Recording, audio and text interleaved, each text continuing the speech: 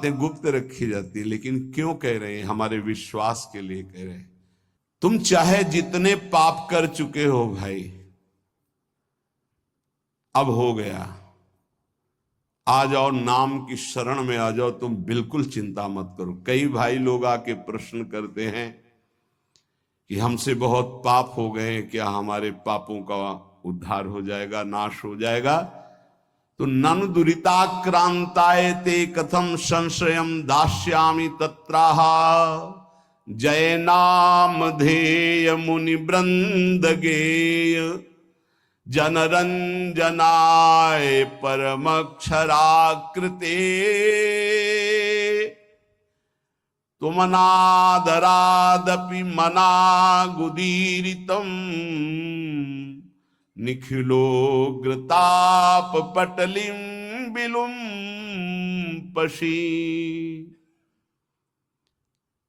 भगवान नाम जिसको अपना आश्रय दे देते हैं, कोई भी पाप ऐसा नहीं कि उसको दंड दे सके। ध्यान रखना, नहीं प्रश्न खड़ा हो जाएगा फिर महात्माओं को एक कष्ट क्यों मिलता है? ना नवीन पाप, वर्तमान का नहीं पाप, पूर्व के संचित पाप नहीं, ये प्रारब्ध का है जिससे शरीर रचना हो गई। यहां संचित भस्म, आगे त्रुटि हो जाएगी वो भस्म, वर्तमान में त्रुटि हो गई वो भस्म। बहुत विवेक की जरूरत है सत्संग सुनने के लिए। अगर आप नहीं सुनेंगे तो प्रश्न खड़ा हो जाएगा कि सर्व पाप नाशक नाम है, आप ऐसा कह रहे, तो फिर महात्मा जन क्यों भोगते हैं? ये पाप का फल वर्तमान का नहीं है, ये भूत का नहीं है, ये भविष्य में हो जाएगा तो भी उसका नहीं है। ये प्रारब्ध भोग है जो अनेक जन्मों के संचित कर्म गोदाम से निकालकर इस शरीर की रचना हो चुकी है। अब हम भजन कर रहे हैं, रचना पहले हो चुकी कि 25 वर्ष में ये होगा, 30 वर्ष में ये होगा, 45 वर्ष में ये होगा। मैं जिसको अपना आश्रय दे देता हूं, कौन? नाम। भगवान कह रहे नाम ये साक्षात सच्चिदानंदमय है। बड़े बड़े मुनिगण मेरा गायन करते हैं, मैं भक्तों के हृदय का अनुरंजन करने वाला हूं, मैं अक्षर रूप से अवतार लेता हूं। ध्यान रखिए, ये हमारे लिए भगवान का अवतार हमारे मुख में, हमारे मानस पटल में, हमारे हृदय में हो रहा क्या?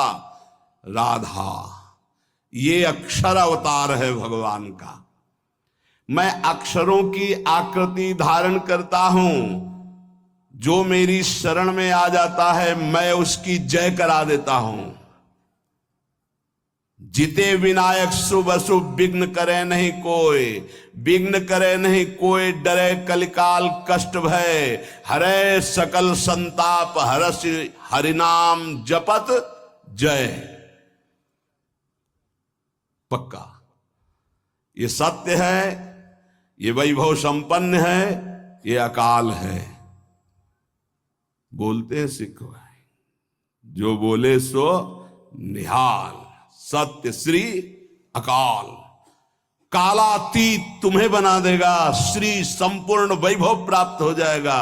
सत्य है, वैभव संपन्न है, कालातीत है, और जो इसको बोले तो निहाल हो जाए। कह रहे हैं उसकी जय हो जाती है। एक एक शब्द पकड़ो, हृदय आनंद में भर जाएगा। मैं अक्षर रूप धारण करता हूं, राधा राधा राधा। ये जो आपके मानस पटल पर राधा राधा, ये प्रियाजू ने अक्षर आकृति धारण करके आपके हृदय में पर्सनल अवतार लिया है।